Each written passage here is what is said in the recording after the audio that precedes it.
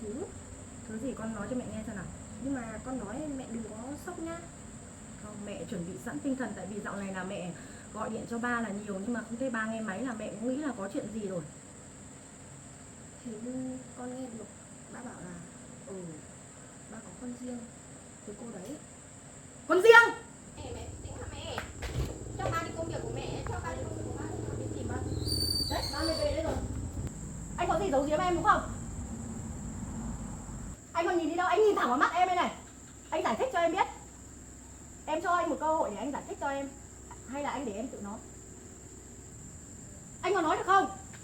Em cần một lời giải thích của anh nói ngay. Anh cho anh một lời giải thích. Chuyện của anh với Tú Hiền ấy, không biết là em không nên xen vào.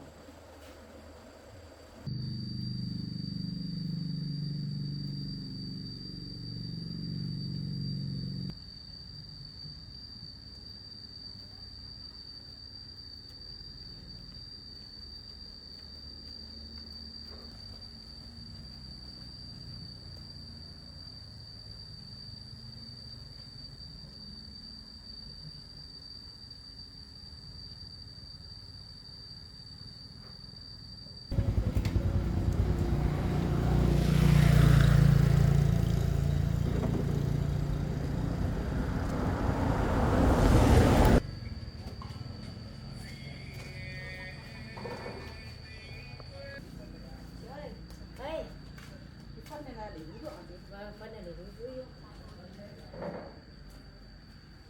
Nếu lần này thì bao tiền là gì? 170.000 một túi. Giá này chỉ để bốc về. Vâng. Có nhiều quá nhỉ? Không lát, rửa xe mà. Cái này còn lát nhiều.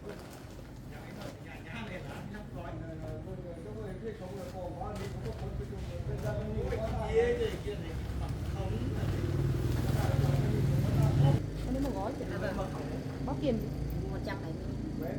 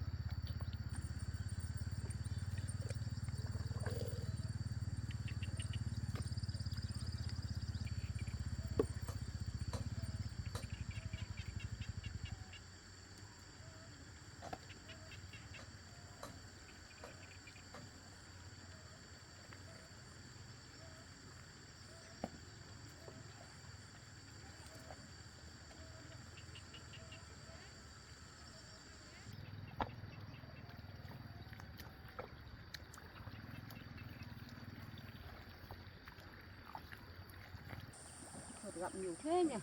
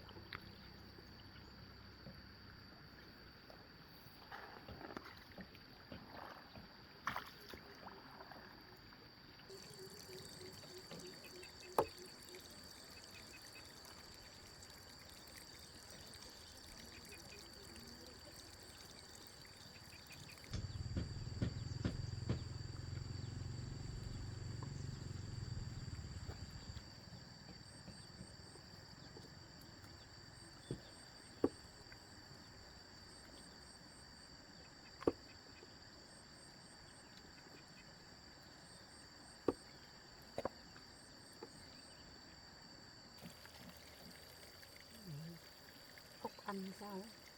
Thiếu mình gốc rồi.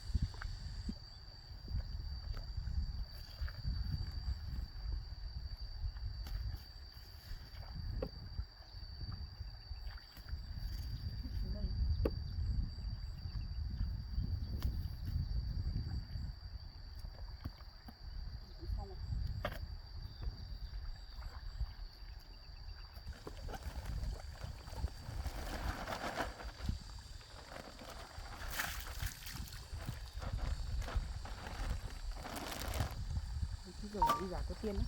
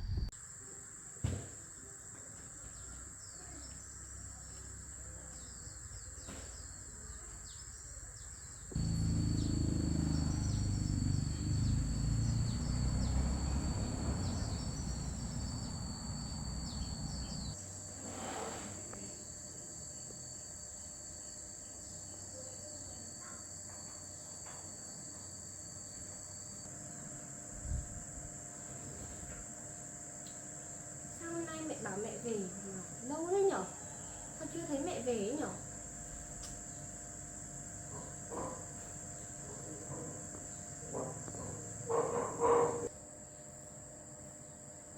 Giờ mà mẹ về, không biết là mình có nên nói cái chuyện đấy cho mẹ biết không nhở?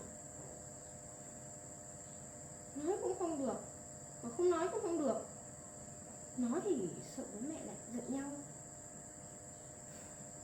Khó quá, không biết phải làm như thế nào.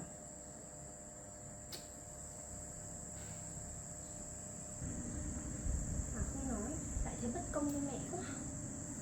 Mẹ cũng hy sinh cả một đời rồi, ủng hộ ba, ủng hộ gánh vác sự nghiệp rồi.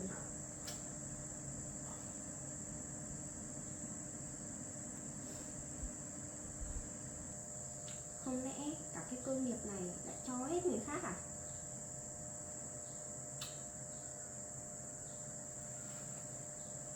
Nghĩ mà buồn quá. Anh Trúc thì anh ấy bảo là không lấy tài sản của bố đâu. Nhưng mà chưa biết được, không ai đoán trước được điều gì cả. Lòng người mà, khó đoán. Sao mà mẹ lâu thế nhở?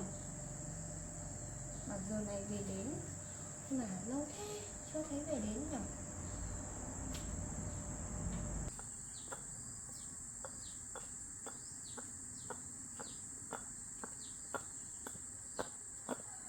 Tâm ơi! Tâm ơi!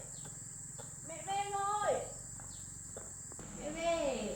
Con nhà có khỏe không? Chắc có. Ba mẹ hôm nay đi đâu rồi mà không lấy xe đi? Hôm nay không biết bố đi đâu rồi ấy mẹ ạ. Để con cầm túi cho mẹ. Ôi mệt quá Tâm ạ. Hôm nay ba đi đâu rồi? Không biết ba đi đâu rồi. Đi từ sáng rồi. Anh ấy nói gì? Thế dạo này ba mẹ có hay đi chơi không? Hay là ở nhà? Mấy ngày mẹ đi ấy. Thế làm sao? Có cái gì khó nói à? Con cứ nói cho mẹ biết xem nào. Mấy ngày ở nhà có những hôm mẹ gọi điện cho ba mà không thấy ba nghe điện đâu. Làm sao có cái gì khó nói thì nói cho mẹ nghe xem nào. Ba có công việc của ba và mẹ. Công việc mẹ biết là công việc rồi, nhưng mà có những hôm mẹ gọi ba ấy, mọi lần mẹ gọi ba thì ba nghe máy, nhưng mà dạo này mẹ gọi ba là ba không hay nghe điện thoại của mẹ rồi. Mẹ nghĩ là chắc là ba có công việc gì hay là cũng có cái gì khuất tất ở bên ngoài mà muốn giấu mẹ ấy. Mẹ gọi ba không thấy nghe máy. Thì là con kể cho mẹ nghe xem nào. Còn bây giờ con phải biết rằng là chỉ có mẹ với con mới là thân thiết đấy. Ba mày mang tiếng là ba, nhưng mà nhiều khi ba mày đi đâu làm gì ba mày cũng có nói với mẹ đâu. Thế bây giờ có cái gì con cứ kể cho mẹ nghe để mẹ còn biết đường. Thế mẹ cảm nhận được điều gì à mẹ? Con lấy cái túi về cho mẹ, lấy điện thoại về cho mẹ. Suốt từ hôm mẹ đi mẹ gọi ba mười mấy cuộc điện thoại, xong là mẹ còn xem cam nhưng mà không thấy bà ở nhà. Mẹ hôm nay mẹ cũng đáng ra là mẹ chưa về đâu, nhưng mà mẹ cũng sốt ruột quá nên là mẹ mới xin là về trước 2 ngày. Này con xem này, từ hôm nọ mẹ gọi cho ba, suốt từ cái hôm mẹ đi công tác đến giờ mẹ gọi cho ba 11, 12 cuộc điện thoại nhưng mà ba có nghe đâu. Mà trong khi đó hôm nọ mẹ xem cam, cái buổi chiều hôm trước ấy, mẹ thấy cam là có một cái cô nào lạ lạ đến nhà mình ấy. Là ai đấy hả con? Con cũng không biết. Hôm đấy con ba với cô ấy ngồi nói chuyện, con cũng nghe được một vài thứ. Thứ gì con nói cho mẹ nghe xem nào. Nhưng mà con nói mẹ đừng có sốc nhá. Không, mẹ chuẩn bị sẵn tinh thần. Tại vì dạo này là mẹ gọi điện cho ba là nhiều, nhưng mà không thấy ba nghe máy là mẹ cũng nghĩ là có chuyện gì rồi. Thì như con nghe được ba bảo là ba có con riêng với cô đấy. Con riêng? Vâng mẹ, con đã bảo mẹ đừng sốc rồi mà. Mẹ không phải là mẹ sốc, mà bây giờ là mẹ đang tức. Đấy, ba mày xem, mẹ biết ngay là ba mày sẽ có cái gì khuất tất ở ngoài, nên là ba mày mới như thế. Mẹ gọi điện cho ba mày không nghe. Được rồi, để ta gọi cho ba mày xem. Thế từ hôm đấy đến nay con còn nghe được cái gì nữa không thì con kể cho mẹ nghe xem nào. Có một hôm Kể rõ ràng, kể chi tiết, con biết cái gì con kể cho mẹ nhá. Vâng. Không được giấu bất cứ một cái gì. Có một hôm ba đưa con đi xuống một cái ngôi nhà này. Con cũng không biết anh đấy là ai. Con cũng chưa bao giờ con đến đấy. Thế nó lớn hay nó bé? Nó khoảng bao nhiêu tuổi rồi? Anh ấy có vợ rồi mẹ ạ. Có vợ có con rồi. Thế làm sao con biết chắc đấy là con của ba? Ba hôm đấy ba đưa con xuống để nhận anh. Ba đưa con xuống nhận anh rồi. Thế con có biết là anh ấy bao nhiêu tuổi không?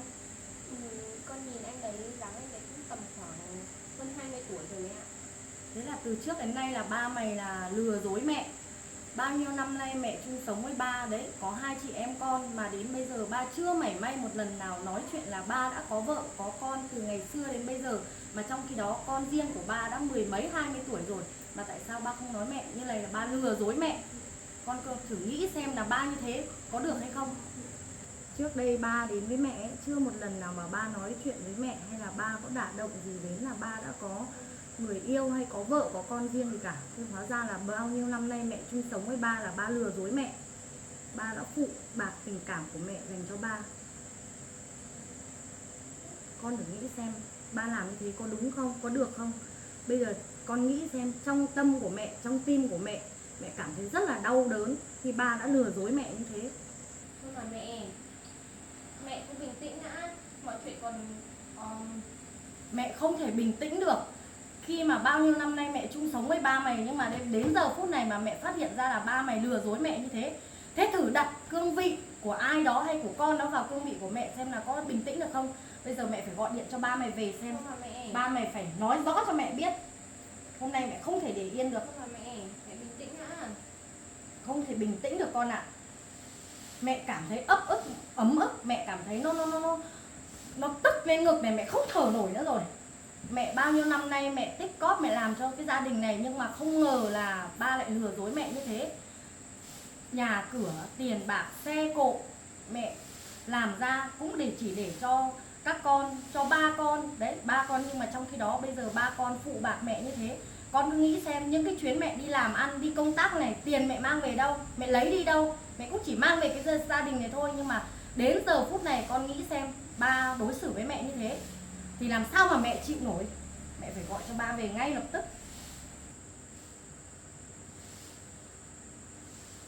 Ba mày lại không biết đi đâu rồi, gọi điện không nghe máy.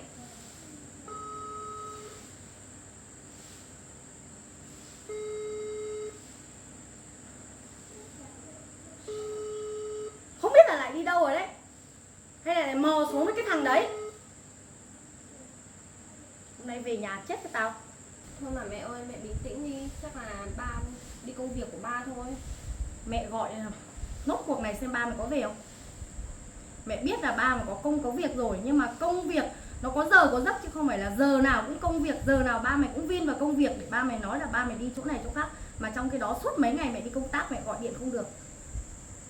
Ba mày chỉ có 1 lần 2 lần nghe máy thôi, nhưng mà nghe được 1-2 cuộc xong là 1-2 câu xong ba mày tắt máy luôn. Con gọi cho ba xem nào, hay là mẹ gọi ba mày không nghe. Để con gọi thử ba xem. Nó điên lắm rồi đấy. Để con gọi ba xem nào.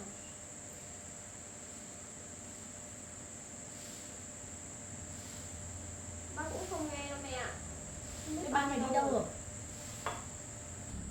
Bây giờ mẹ không thể ngồi yên đợi ba mày về được nữa, gọi ba mày cũng không nghe máy. Thôi con ở nhà đi để mẹ đi tìm ba mày. Con cứ ngồi ở nhà để mẹ đi tìm ba xem là ba mẹ đang ở đâu. Mẹ đi tìm ba. Không mà mẹ tính hả mẹ? Cho ba đi công việc của mẹ, cho ba đi công việc của ba. Đi tìm ba. Đấy, ba mẹ về đây rồi. Anh đi đâu từ sáng giờ mà em gọi bao nhiêu cuộc anh không nghe máy? Suốt từ cái hôm mà em đi công tác đến bây giờ em gọi anh bao nhiêu cuộc anh không nghe máy? Anh đi đâu? Điện thoại anh làm gì mà anh không nghe?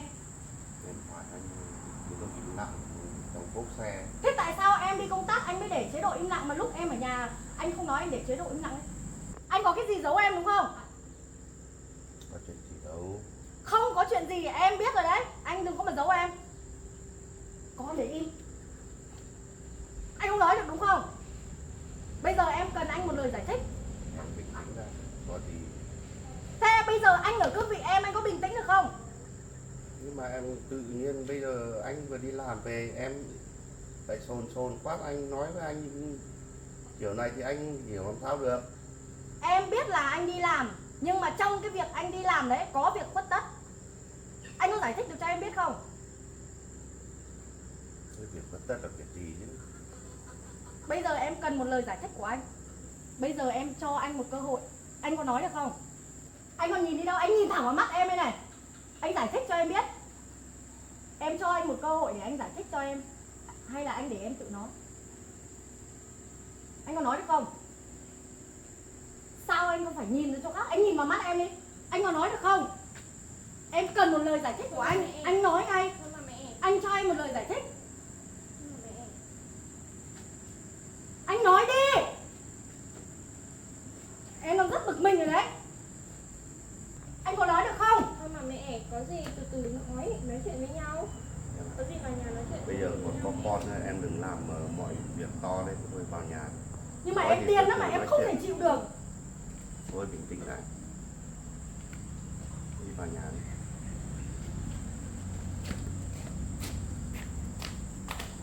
Mẹ đi vào đây ngồi nữa mẹ. Bình tĩnh mẹ. Con điên lắm rồi. Ba mày đấy, mày xem ba mày có nói được cái gì không? Đấy, bây giờ ấy, em cho anh một cơ hội.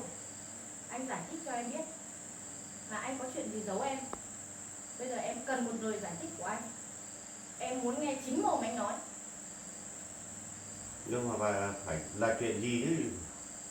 Anh có nhiều chuyện lắm. Ở công ty nữa, ở các đối tác nữa, nhiều việc. Nhưng bây giờ em muốn biết việc gì, chuyện gì, bắt anh giải thích thì phải có đầu đuôi câu chuyện rồi thì anh mới biết giải thích chứ. Thế ở công ty có cái gì anh cần phải giấu em? Nào em hỏi anh ở công ty có chuyện gì anh phải giấu em không? Hay là chuyện cá nhân của anh, chuyện riêng của anh? Thế chuyện anh con riêng của anh là như thế nào? À, cái chuyện con riêng á. Tâm, con đã nói gì cho mẹ nghe? Không liên quan gì đến con Tâm hết.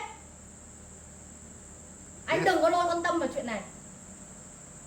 Thế thì sao, nếu mà Tâm không nói thì là... Em nói Đâu cho rồi, anh từ biết đâu nhá, ra cái là kim từ- trong bọc lâu ngày nó lòi ra. Chứ không phải là anh muốn giấu là giấu được. Anh giấu em bao nhiêu năm nay em không biết, nhưng đến giờ phút này em biết. Anh đừng có lôi con của em vào đây làm gì. Đấy, bây giờ em cho anh cơ hội để anh nói. Anh đừng nghĩ là anh muốn giấu em bao nhiêu là giấu. Anh đã giấu em 20 mấy năm nay rồi. Bây giờ em cho anh một cơ hội cuối để anh nói cho em biết tất cả sự thật về cái đứa con riêng của anh. Anh có nói được không? Con xin lỗi ba. Tại vì con đã kể chuyện đấy cho mẹ nghe. Tôi nghĩ là chuyện này cũng không thể nào giấu mẹ được mãi. Con mong ba nói chuyện nhẹ nhàng với mẹ hơn. Làm được gì để cho mẹ hiểu.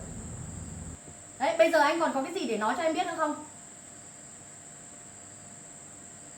Em muốn lời giải thích rõ ràng của anh. Nhưng mà cái chuyện con riêng của anh ấy, thì thôi cứ để từ từ rồi anh sẽ có thời gian anh sẽ nói kể. Không từ từ được chứ. Về- Em muốn nghe ngày hôm nay, không thể từ từ được. Bây giờ em cũng vừa đi công tác về, anh vừa đi làm về thôi. Thế anh biết là em đi công tác về em mệt mỏi như thế nào mà trong khi đó em về em lại phải nghe một cái chuyện sét đánh ngang tay em như này. Nếu anh ở cương vị em anh có nghe được không? Anh có chịu nổi không? Không thể từ từ được.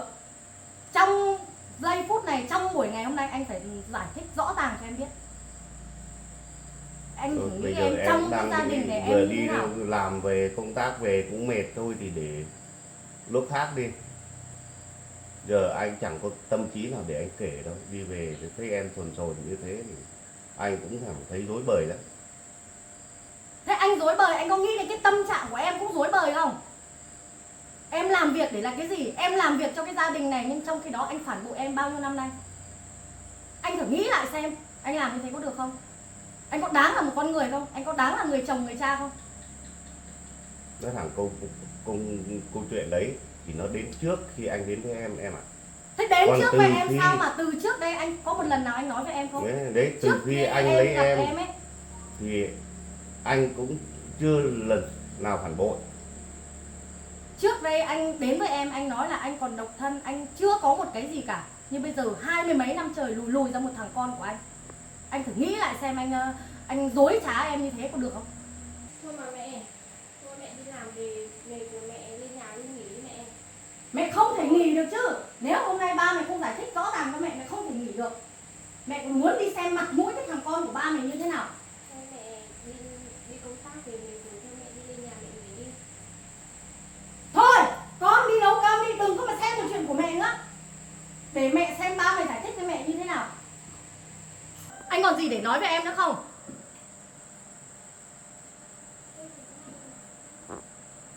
Anh là con người dối trá, con người hai mặt, con người sống đạo đức giả. Từ trước đến giờ anh thử nghĩ lại xem em đối xử với gia đình này như thế nào mà trong khi đó anh phản bội em. Anh không phản bội em. Nói thẳng cái câu chuyện mà anh có con riêng ở ngoài ấy là nó có trước khi anh đến với em chứ không phải là có sau, nên là anh không phải là anh phản bội với em.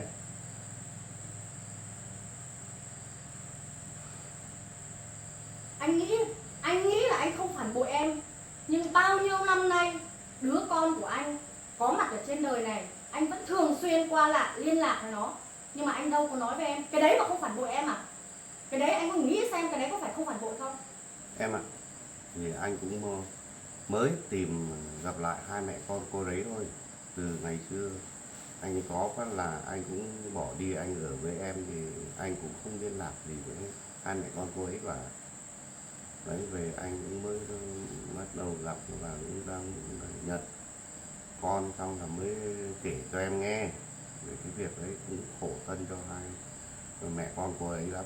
Từ ngày xưa anh bỏ đi thì cũng gọi là một mình mẹ nuôi con thôi. Em nói cho anh biết nha, em không cho phép anh nhận lại nó. Nếu anh nhận lại nó thì sẽ không có ba mẹ con em. Anh giải quyết nào thì giải quyết. Nhất quyết là không được nhận lại. Còn nếu anh muốn nhận lại thì tùy anh, sẽ không có mặt ba mẹ con em nữa. Bây giờ anh tính như thế nào? Còn gì để nói với em nữa?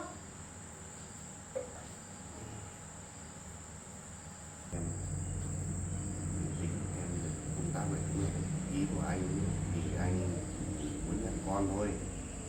Đấy thì cho anh em nó có anh có em.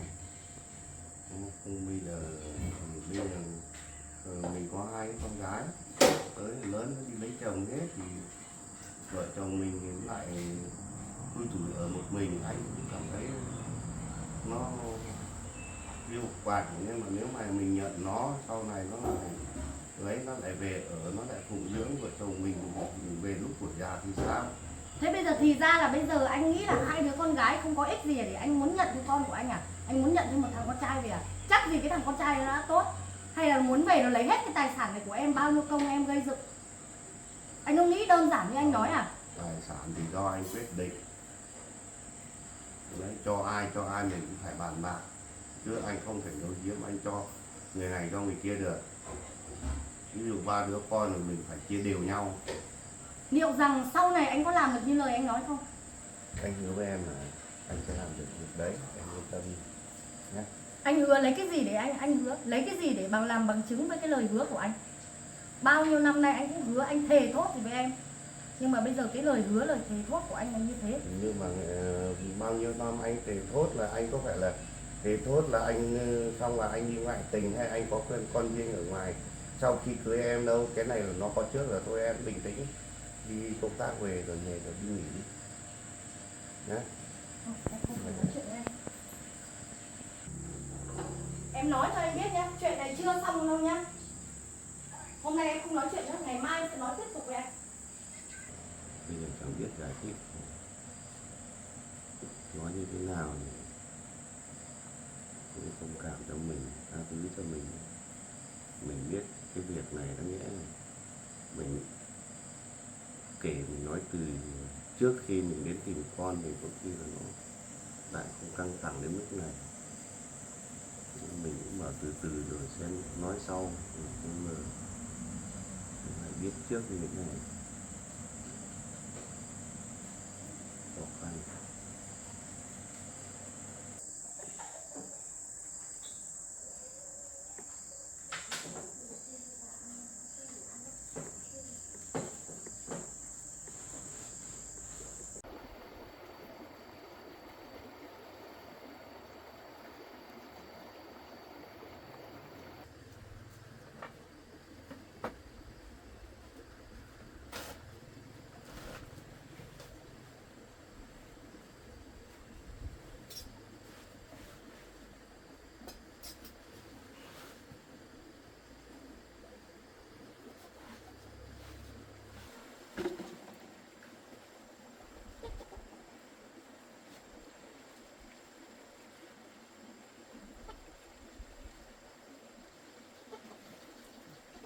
Cô ấy đi đâu từ sáng đến giờ cho đến về nhỉ?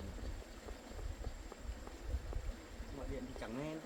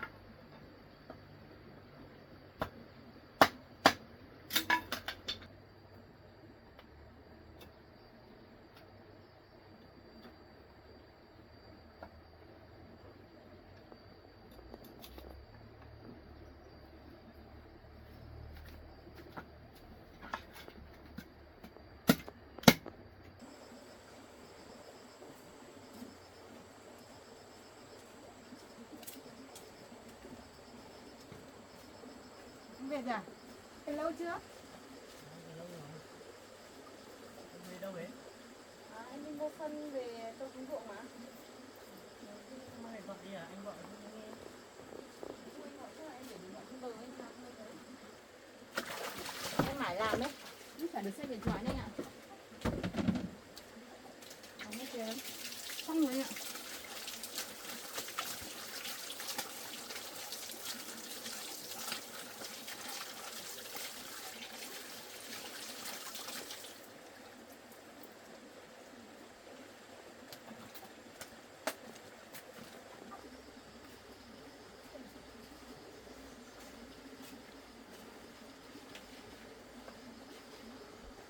Nắng quá. Em ở ngoài đồng ấy. Nó là không nắng lắm ấy. Trước này nó cũng thay đổi đấy cơ. Nắng mưa. Không đợi anh đi về không mình cùng đi hoặc làm cũng nhanh. Hoặc mình làm về cũng Đợt anh thì sợ trời nó nắng nên làm không được. Không làm. Xong rồi mà.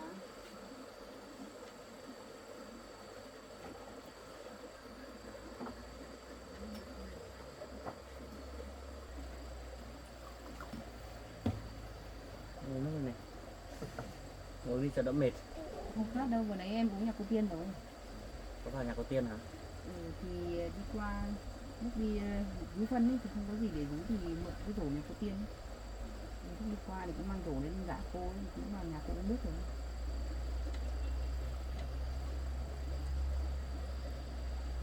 Mà em này, hôm qua ấy, mẹ nói chuyện như thế em giận mẹ nhé. Không có gì để giận đâu anh. Chỉ, em thấy mẹ nói thế là đúng mà. Cái chuyện của anh với cô Hiền ấy, thứ nhất là em không nên xen vào. Em có xen vào cái gì đấy chứ? Cũng chỉ là nấu một bữa cơm thôi mà anh cũng không nghĩ làm sao mà lại cũng gọi là hay nổi cáu nữa. Chắc cũng vì cái chuyện mà sự xuất hiện của anh Hiền ấy. Không sao đâu anh ạ. Mẹ nói thế thì em cũng không giận mẹ đâu. Anh đừng suy nghĩ nhiều lắm. Em chỉ nói là con người nhỏ nhen như thế à. Mẹ có nói thế thôi mẹ cũng giận mẹ đấy. Còn thế làm sao được. Sợ em buồn thôi. Không sao. Từ trước đến giờ mẹ có như thế bao giờ đâu. Em nghĩ là vì chuyện này ấy, mẹ suy nghĩ nhiều quá nên là nhưng mà có là phải thế nào. Mẹ cũng có tuổi suy nghĩ nhiều chuyện nữa em sợ mẹ ốm mất ấy. Thì sợ mẹ ốm nên lo cho mẹ. Cái hoàn cảnh mẹ em nhiều mà. Trước kia thì mẹ em cũng như thế.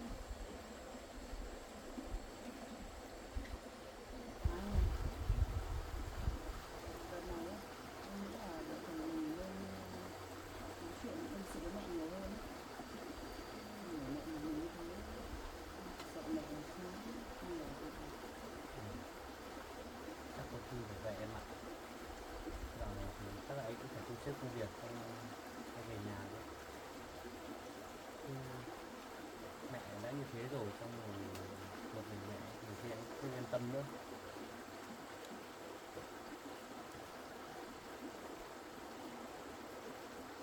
Trên này em cũng gặp rồi đấy, em cũng hiểu mà. Hồi trước lúc bố em mới về ấy, mẹ em còn hơn mẹ anh nhiều.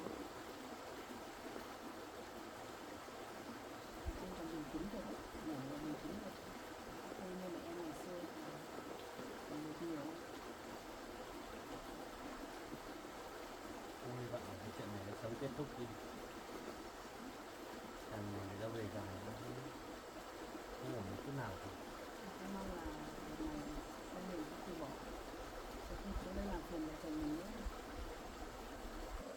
Anh cũng mong là đợt này người với con không xuống đây nữa. Anh cứ xuống đây suốt như thế thì hoàn thiện cuộc sống của hai vợ chồng. Công việc của anh bình thường đã nhiều rồi. Bây giờ anh cứ xuống đây như thế là anh cũng mất tập trung mất. Không biết là ông có nghĩ như thế không?